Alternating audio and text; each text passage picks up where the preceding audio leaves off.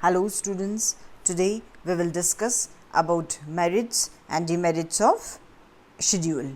अगर हम यूँ कहें कि एडवांटेज और लिमिटेशंस ऑफ शेड्यूल तो भी, और हम कहें अनुसूची के गुण या लाभ या अनुसूची के दोष और सीमाएं, तो आज हम उसके बारे में डिस्कस करेंगे। प्रीवियस जो लेक्चर रहे हमारे उसके अंदर हमने देखा कि शेड्यूल की डेफिनेशन क्या है, उसका मीनिंग क्या होता है, हमने उसकी कैरेक्टरिस्टिक्स जो होती है, विशेषताएं जो होती है, उनके बारे में डिस्कस किया। हमने देखा वो कितने टाइप्स की होती है। हमने प्रीवियस लेक्चर्स में क्वेश्चनियर के बारे में भी डिस्कस किया है। तो आज हम जो शेड्यूल है, जो अनुसूची होती है, उसके गुण और जो दोष होते हैं उनके बारे में डिस्कस करेंगे। हम देखते हैं कि कोई भी सोशल इन्वेस्टिगेशन होती है या इकोनॉमिक एनालिसिस जो की जाती है, उसके अंदर जो टूल होता है ना, तो जो वहाँ का एरिया होता है उसके अंदर कौन सा टूल एप्लीकेबल होगा वो इम्पॉर्टेंट है। तो अगर हम सोशल इन्वेस्टिगेशन की बात करें या हम या हम इकोनॉमिक एनालिसिस की बात करें, तो उनके अंदर ये जो टूल्स होते हैं, ये जो टेक्निक होती है, जिस हमने क्वेश्चनर की बात की, हम ऑब्जर्वेशन की बात कर रहे हैं, है ना, हम इंटरव्यू की बात करते हैं, या हम जो शेड्यूल है, जो अभी हमारा रीसेंट टॉपिक है, उसकी बात कर रहे हैं, तो वो कितने यूज़फुल होते हैं वो हमको डिसाइड करना होता है। तो सबसे पहले आज हम देखेंगे कि मेरिट्स और मेरिट्स और एडवांटेजेस जो होती है शेड्यूल की, वो क्या होती है। ठीक है, तो उन्हें हम मेरिट्स भी कहते हैं, मीन्स गुण कहते हैं, और एडवांटेज कहते हैं, मीन्स लाभ कहते हैं। ठीक है, तो फर्स्ट हम देखते हैं वैलिड एंड रिलायबल इन्फॉर्मेशन, मतलब प्रमाणिक और विश्वसनीय सूचना इससे मिलती है, ये हमको बेनिफिट है। मतलब अनुसूची जो होती है उसमें जो खुद इन्वेस्टिगेटर होता है वो साक्षात्कार या अवलोकन के बेस पे, या तो वो इंटरव्यू लेगा या वो ऑब्जर्वेशन के बेस पे क्या करेगा, वैलिड और जो रिलायबल इंफॉर्मेशंस होती है वो कलेक्ट करता है। तो ये इसका एक बेनिफिट है कि विश्वसनीय सूचनाएं हमको मिल जाती है और उनकी प्रामाणिकता भी होती है, वो वैलिड भी होती है। क्यों? क्योंकि इन्वेस्टिगेटर खुद उनको इन्वेस्टिगेट करता है। ओके, देन फिर पर्सनल कॉन्टैक्ट, सेकंड जो एडवांटेज है, मीन्स व्यक्तिगत संपर्क, कि जो शेड्यूल होती है उसको भरने के लिए क्या इन्वेस्टिगेटर क्या करता है, सूचनादाता से क्या करता है, डायरेक्ट कांटेक्ट करता है ना, वो उसके सामने होता है, फेस टू फेस होता है और उससे पर्सनल कॉन्टैक्ट करता है। ठीक है, इससे क्या होता है, जो इन्फॉर्मेंट्स जो होते हैं, है ना, उनके मन में एक अपनत्व की फीलिंग आती है, उनको ये लगता है कि ये पर्सन हमारा है, हमारे से अच्छा बिहेव कर रहा है, तो वो जो फैक्ट्स होते हैं उनकी सही सही इन्फॉर्मेशन देता है। और जो इन्वेस्टिगेटर होता है वो सूचनादाता के मन में जो स्टडी होती है, जो भी वो इन्वेस्टिगेट कर रहा है, उससे रिलेटेड जो भी डर होता है या जो भी कन्फ्यूजन होता है ना, उन सबको वो दूर कर देता है उस पर्सनल कॉन्टैक्ट के through. Now third is facility of noting the data, है ना, facility of noting the data, मतलब सूचनाएं जो लिखते हैं उसकी फैसिलिटी, कि अनुसूची जो होती है उसमें जितने भी डेटा कलेक्ट किए जाते हैं उनका हमारे पास रिटर्न में, वो हमारे पास रिटर्न में अवेलेबल होने चाहिए, और हमें अपनी जो चाहे हमारी मेमोरी कहें या हमारी जो इमेजिनेशन है उस पर डिपेंड नहीं रहना पड़ता है इसकी वजह से। मतलब क्या क्वेश्चन पूछने हमको, वो अनुसूची में पहले से ही लिखे होते हैं, हमने जो क्वेश्चन पूछने हैं वो डिसाइडेड होते हैं और हमने उनको पहले ही शेड्यूल में तैयार कर रखा है, चाहे हमने प्रिंट करा रखा है, चाहे हमने लिखा रखा है ना, तो वो हमने पब्लिश करा रखे हैं। और किसी भी इंफॉर्मेशन के छूटने की या कोई भी क्वेश्चन हम मिस कर जाएं या भूल जाएं, इसकी कोई भी पॉसिबिलिटी नहीं होती है। तो सूचनाएं जो लिखने की सुविधा होती है वो इसके अंदर होती है। ओके, नाउ देन फिर हम देखते हैं कि फैसिलिटी ऑफ ऑब्जर्वेशन, कि अवलोकन जो होता है उसकी सुविधा होती है इसके अंदर।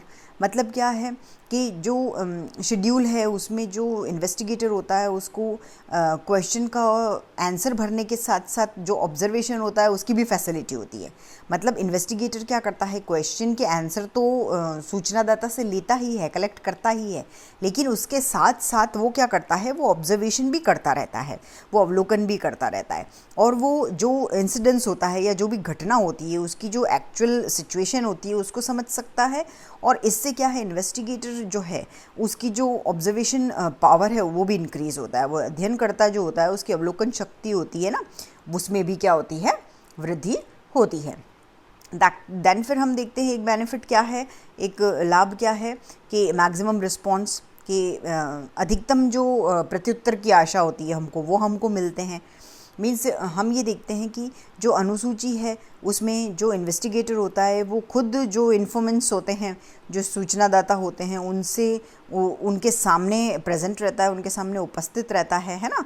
वो दोनों आपस में फ़ेस टू फेस उनका कॉन्टैक्ट रहता है, डायरेक्ट कॉन्टैक्ट रहता है, और वो ज़्यादा से ज़्यादा आंसर्स पाने के लिए एफर्ट लगाता रहता है। और वो सूचनादाता को इन्फॉर्मेशन देने के लिए, ना, सूचनादाता को सूचना देने के लिए वो क्या करता है, मोटिवेट करता है, प्रेरित करता है, और उसका ये जो मोटिवेशन है उससे उसको मैक्सिमम रिस्पॉन्सेस मिलते हैं। ये एक बेनिफिट है।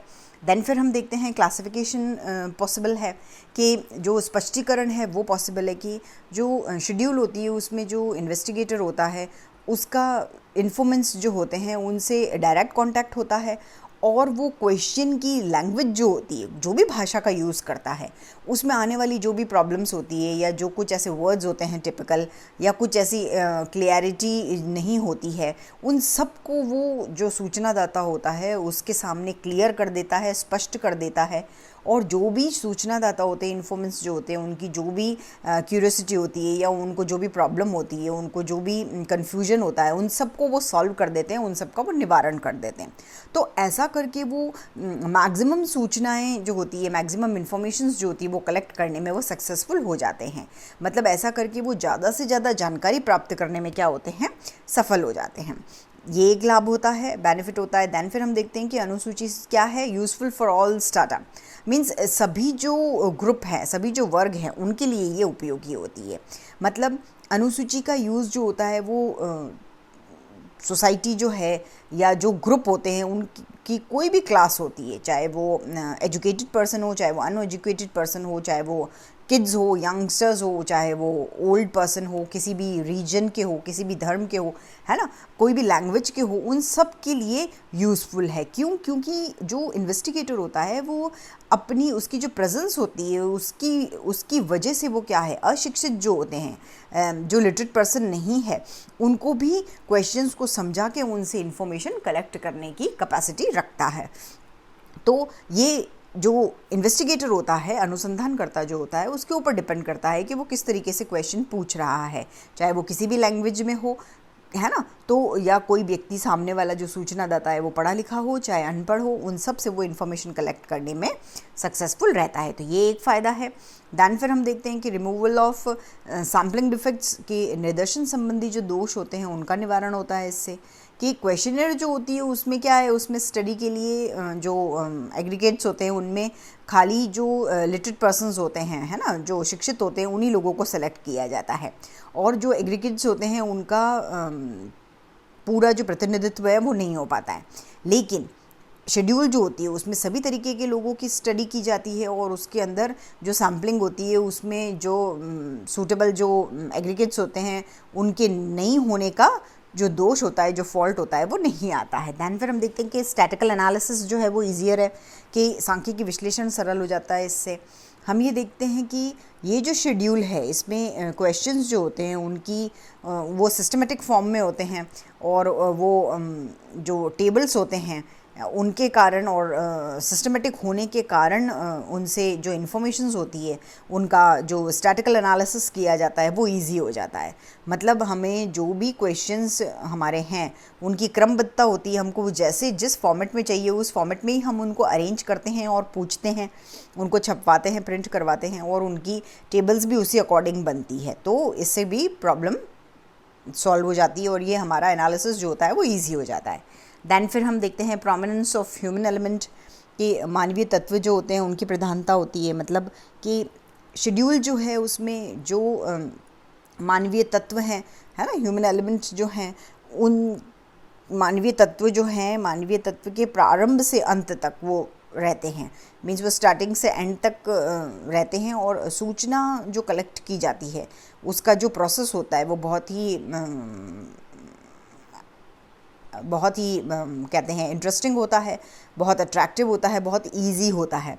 तो जो इन्वेस्टिगेटर होता है वो सूचनादाता से डायरेक्ट कांटेक्ट में रहता है और वो एक दूसरे से कोई चीज़ सीखते हैं, और अनुसंधानकर्ता जो होता है या इन्वेस्टिगेशन की अगर हम बात करें तो वो क्या है, वो एक ह्यूमन इन्वेस्टिगेशन बन जाती है। जो इन्वेस्टिगेशन होती है, चाहे सोशोलॉजिकल कहें चाहे हम इकोनॉमिक इन्वेस्टिगेशन कहें, वो क्या होती है, वो ह्यूमन इन्वेस्टिगेशन बन जाती है। क्यों? क्योंकि वो डायरेक्ट कॉन्टैक्ट में आते हैं एक दूसरे से, तो कहीं ना कहीं इन्वेस्टिगेटर भी और जो सूचनादाता होता है वो एक दूसरे से अट्रैक्ट होते हैं, उनको ये इंटरेस्टिंग लगता है और ये ईजी होता है कंपैरेटिवली। दैन फिर हम बात करते हैं कि प्राइमरी डेटा कलेक्शन, तो हम इसमें देखते हैं कि ये एक बेनिफिट होता है कि अनुसूची जो होती है उससे प्रॉब्लम्स के बारे में जो प्राइमरी डेटा कलेक्शन है वो पॉसिबल हो जाता है। देन फिर हम बात करते हैं कि अवॉइडिंग फॉल्टी हैंडराइटिंग, कि जो दोषपूर्ण लिखावट होती है उससे हम बच जाते हैं। मतलब अनुसूची में जो इन्वेस्टिगेटर होता है वो खुद की लिखी हुई राइटिंग जो होती है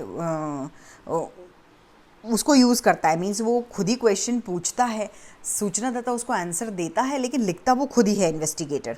तो उससे वो दूसरों की जो राइटिंग होती है उसको ना समझ पाने की प्रॉब्लम से बच जाता है। क्यों? क्योंकि उसका खुद का हैंड रिटन होता है सब कुछ, तो वो अपनी राइटिंग जो होती है उसको बहुत ईजीली वो समझ जाता है और आंसर्स को जल्दी से वो एनालिसिस उनका कर सकता है। तो ये एक प्रॉब्लम से वो बच जाता है। दैन फिर get rid of unnecessary facts, के अनावश्यक तथ्य जो होते हैं उनसे उसको छुटकारा मिल जाता है। मींस जो शेड्यूल है उसमें ऐसे जो डेटा होते हैं उनका कलेक्शन नहीं किया जाता है जिनका इन्वेस्टिगेशन से कोई भी रिलेशन नहीं है।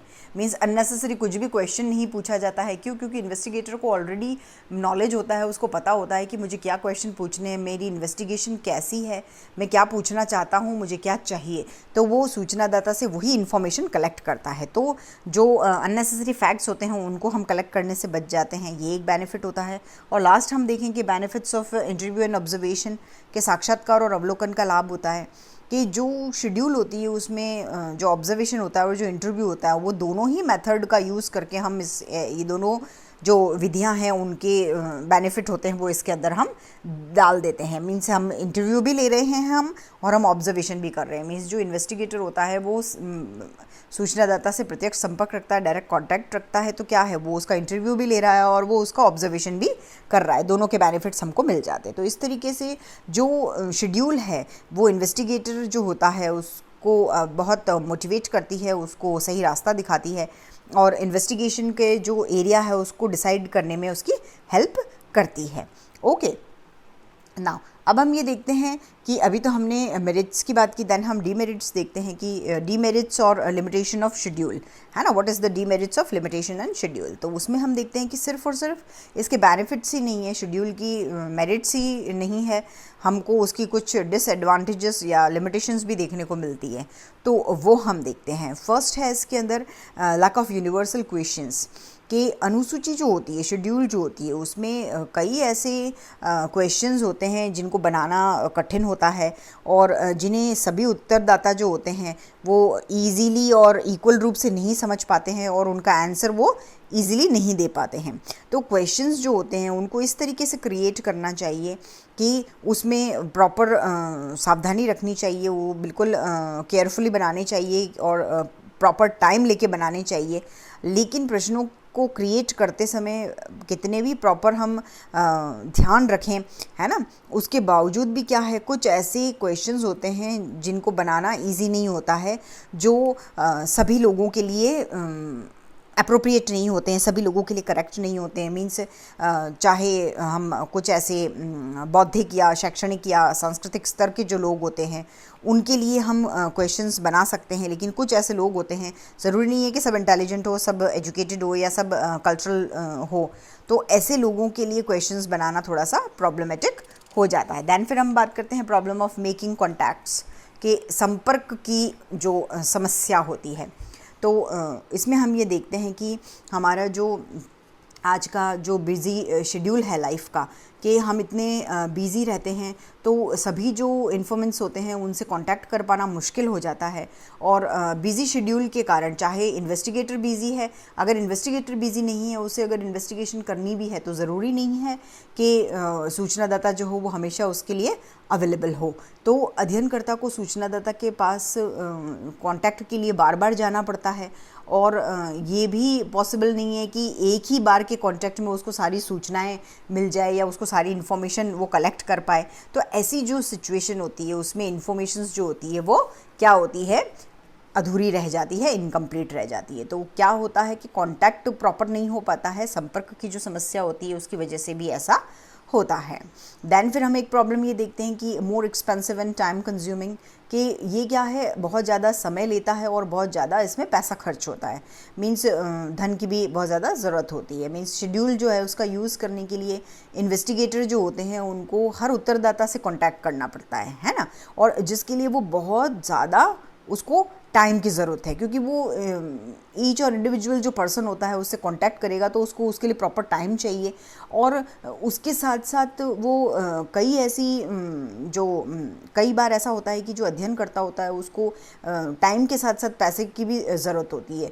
और अगर उसको इस तरीके से इन्वेस्टिगेशन करनी है और बहुत क्लासी इन्वेस्टिगेशन करनी है ना, स्टैंडर्ड की, तो उसको उसके लिए ट्रेनिंग भी दी जाएगी और उसका वेतन जो होता है उस पर, है ना, उन सब पे बहुत ज़्यादा खर्चा करना पड़ेगा। क्योंकि अगर उसको हमने हायर किया है या उसको अपॉइंट किया है तो वो वेतन भी लेगा और वो उसमें पैसा भी खर्च होता है। तो इस तरीके से अगर इन्वेस्टिगेटर का खुद का इन्वेस्टिगेशन है तो भी उसको अपना पैसा और टाइम कंज्यूम करना पड़ता है। तो इस तरीके से उसको समय और धन की जो हम समय और धन की दृष्टि से हम देखें तो ये क्या है, एक बहुत ज़्यादा एक्सपेंसिव मेथड हमारे लिए होता है। दैन फिर हम देखते हैं कि यूज़ इन लिमिटेड एरिया, के सीमित क्षेत्र जो होता है उसमें इसका उपयोग किया जाता है। कि शेड्यूल जो है उसका यूज़ जो लिमिटेड एरिया होते हैं उनमें किया जाता है। मींस इसकी लिमिटेशन क्या है कि छोटा एरिया जो होगा वहाँ हम इसको यूज़ कर सकते हैं। क्यों? क्योंकि हमने क्वेश्चनर जब देखा तो हमने उसमें ये देखा कि क्वेश्चनर में क्या है, हम बाय पोस्ट कहीं भी क्वेश्चनर हमारी भेज सकते हैं, दुनिया के किसी भी कोने में जाएगी वो वापस हमें रिटर्न होगी, हमें ये अश्योरिटी रहती है। लेकिन शेड्यूल जो है उसके अंदर हम लिमिटेड एरिया सेलेक्ट करते हैं। क्यों? क्योंकि हम पर्सनल जाके इन्वेस्टिगेशन करते हैं तो पॉसिबल नहीं है कि हम इसके लिए बड़ा एरिया सेलेक्ट करें, और ज़्यादा जो वर्कर्स होते हैं उनकी ज़रूरत होती है और बहुत ज़्यादा टाइम और धन खर्च होने के कारण, मतलब अगर हम बड़ा एरिया चूज़ करेंगे तो हमको बहुत ज़्यादा उसके लिए क्या चाहिए होंगे, कार्यकर्ता चाहिए होंगे, वर्कर चाहिए होंगे, हमको बहुत ज़्यादा पैसा चाहिए होगा, हमें बहुत ज़्यादा टाइम की ज़रूरत होगी। तो बड़े एरिया में ये यूज़फुल नहीं रहता है। दैन फिर ऑर्गेनाइजेशनल प्रॉब्लम्स देखें, अगर हम संगठनात्मक समस्याओं की अगर हम बात करें तो हम उसमें देखते हैं कि जो शेड्यूल है उसके थ्रू जो इन्वेस्टिगेशन होती है उसको बड़े लेवल पे किया जाता है, और अनुसूची जो है उसका अनुसूची द्वारा जो अनुसंधान का संचालन किया जाता है, जब वो बड़े लेवल पे किया जाता है तो बहुत सारे वर्कर की ज़रूरत होती है।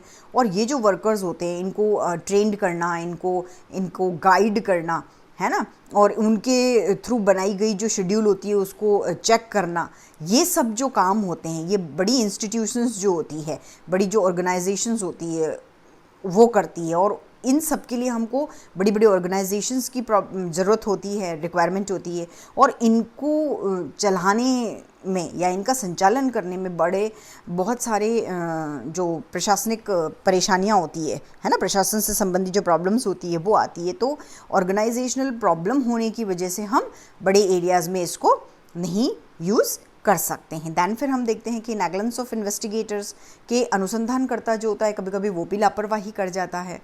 कि कई बार क्या होता है कि अनुसंधानकर्ता जो होता है, इन्वेस्टिगेटर जो होता है, और एक जो परिगणक होता है वो स्टडी के प्रति इतना लापरवाह हो जाता है, और वो क्योंकि उसे कुछ टाइम के लिए अपॉइंट किया जाता है तो वो ये देखता है कि मेरी नियुक्ति तो क्या है, अस्थायी है, और किसी भी तरीके से सूचना अगर मैं लूँ उससे क्या फ़र्क पड़ेगा, मुझे तो मेरा पेमेंट वगैरह मिल रहा है। तो उसकी ये जो लापरवाही है ये इन्वेस्टिगेशन के लिए प्रॉब्लम क्रिएट करती है। इसलिए वो जो होता है, जो इन्वेस्टिगेटर होता है, वो काम जो होता है उसके अंदर इंटरेस्ट भी नहीं दिखाता है, क्यों? क्योंकि वो इसके इंटरेस्ट का नहीं होता है या उसकी खुद की ओन इन्वेस्टिगेशन नहीं होती है। तो वो क्या करता है कि सिर्फ अपने एक खाना पूर्ति करने के लिए वो शेड्यूल्स जो होती है उनको लापरवाही से भी कभी कभी भर देता है। तो वो उसकी ये जो इग्नोरेंस होती है वो इन्वेस्टिगेशन में प्रॉब्लम क्रिएट करती है। तो वो शेड्यूल में ये भी एक प्रॉब्लम आती है। दैन फिर हम देखते हैं कि बायस एंड इन्फॉर्मेंस बिहेवियर। तो जो खाली जो अनुसंधानकर्ता होता है वही लापरवाही नहीं करते हैं, कभी कभी जो सूचनादाता होते हैं उनका भी जो पक्षपातपूर्ण व्यवहार होता है उसको हम देखते हैं। ये भी एक प्रॉब्लम है कि अनुसूची जो होती है, शेड्यूल जो होती है, उसमें अनुसंधानकर्ता जो होता है वो सूचना देने के लिए, इंफॉर्मेशन देने के लिए जो इन्फॉर्मेंट्स होते हैं उनको प्रेरित करता है ना। हम ये देखें कि कई बार ऐसी सिचुएशन आ जाती है कि जो इन्फॉर्मेंट्स जो होते हैं, जो सूचनादाता होते हैं, वो वही आंसर्स देते हैं जो इन्वेस्टिगेटर को पसंद आते हैं, वो जो पसंद करते हैं। तो कई बार क्या होता है कि इन्वेस्टिगेटर्स जो होते हैं वो क्वेश्चंस के उत्तर लिखने में अपने जो उनकी जो थिंकिंग होती है उसका भी प्रभाव डालते हैं। मीन्स वो चाहते हैं कि सूचनादाता उसी तरीके से उत्तर दे जिस तरीके से वो क्वेश्चन पूछ रहे हैं, या वो उसको क्वेश्चन को इस तरीके से रोटेट कर देते हैं, या वो सूचनादाता को इस तरीके से प्रभावित करते हैं कि वो उनकी इच्छा का आंसर दे। तो कभी कभी क्या होता है कि जो इन्वेस्टिगेटर होते हैं, अध्ययनकर्ता जो होते हैं, उनकी जो शैली होती है या उनकी जो स्टाइल होता है, उनकी जो लैंग्वेज होती है, उसके बेस पे ही सूचनादाता जो होते हैं उनका बिहेवियर और उसमें क्या कहते हैं पक्षपात जो होता है वो आने की पूरी पॉसिबिलिटी रहती है। तो इन्फॉर्मेंट्स जो होते हैं उनके बिहेवियर में भी पक्षपात हमको देखने को मिलता है। तो ये एक प्रॉब्लम क्रिएट होती है। देन फिर लास्ट हम देखते हैं कि रिस्की टेक्निक क्या है, कि एक जोखिम भरी ये प्रवृत्ति है। कई बार क्या होता है कि जो शेड्यूल होती है उसके थ्रू जो अध्ययन किया जाता है वो बहुत ज़्यादा रिस्की होता है। और क्यों? क्योंकि जो अनुसंधान करता होता है उसका बिहेवियर चाहे कितना भी पोलाइट हो, लेकिन कई बार क्या होता है कि या तो वो इमोशनल हो जाता है, या फिर वो उसकी पर्सनल लाइफ से रिलेटेड कुछ ऐसे फैक्ट्स कलेक्ट करने में, या कुछ ऐसी कि सूचनादाता से उसको कुछ इस तरीके से आक्रोश वगैरह उसके सामने आ जाते हैं। तो ये पॉसिबिलिटी बनी रहती है। और क्या होता है कि कई बार ऐसा होता है कि वो मारपीट वगैरह पे भी उतारू हो जाते हैं। तो ये जो प्रॉब्लम होती है इसे भी फेस करना पड़ता है। तो इस वजह से ऐसी कई प्रॉब्लम्स होती है जिसकी वजह से ये रिस्की टेक्निक के रूप में भी हमको देखने को मिलती है। तो हमने आज के लेक्चर में जो मेरिट्स और डिमेरिट्स क्वेश्चन शेड्यूल की वो देखी। तो हम ये देखते हैं कि ये जो अनुसूची है इसकी कुछ लिमिटेशंस होती हैं, और इन्वेस्टिगेशन में अगर इन्वेस्टिगेशन को हमको प्रामाणिक विश्वसनीय बनाना है तो हमको डेटा कलेक्शन में इसको सावधानी से यूज़ करना पड़ेगा, और ये सक्सेसफुल तभी होगी जब अनुसंधानकर्ता इसको बहुत एफिशिएंसी से यूज़ करें। ठीक है। तो आज के लेक्चर में हमने इन्वेस्टिगेशन जो होती है किसकी, शेड्यूल जो होती है उसकी अगर हम चाहे इंटरव्यू के थ्रू लें या हम इन्वेस्टिगेशन करें, तो शेड्यूल की मेरिट्स और डिमेरिट्स के बारे में हमने आज के लेक्चर में डिस्कस किया था। नेक्स्ट लेक्चर में हम इसी टॉपिक को कंटिन्यू करेंगे। Okay, thank you.